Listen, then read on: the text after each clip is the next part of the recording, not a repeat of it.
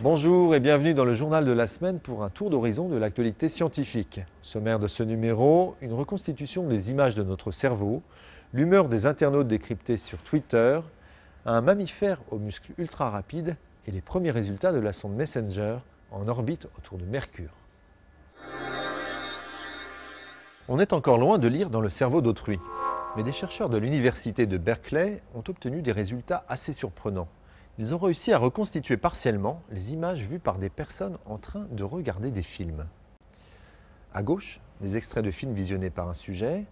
À droite, l'image reconstituée par ordinateur après analyse de son cerveau.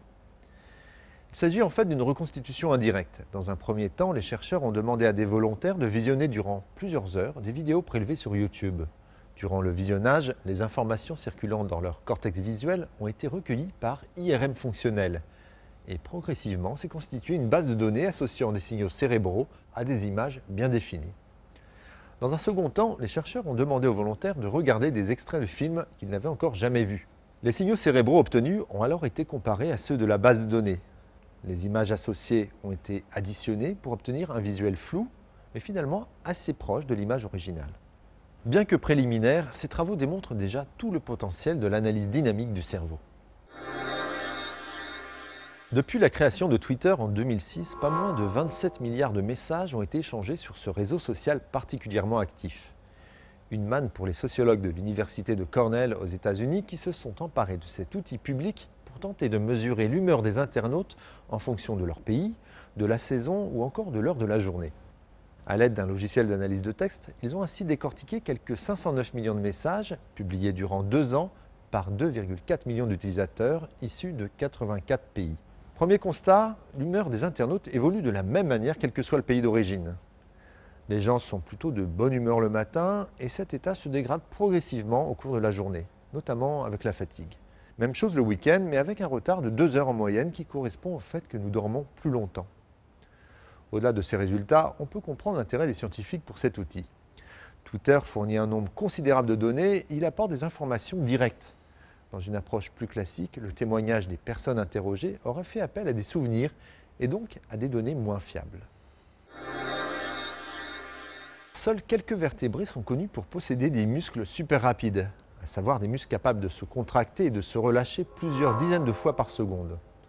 On compte parmi eux des poissons, des reptiles ou encore des oiseaux, mais pas de mammifères. Pourtant, en étudiant les attaques aériennes d'une petite chauve-souris, le murin de Daubenton, des chercheurs danois et américains se sont aperçus que lorsque l'animal s'abat sur sa proie, ses cris d'écolocalisation dépassent les 160 battements par seconde.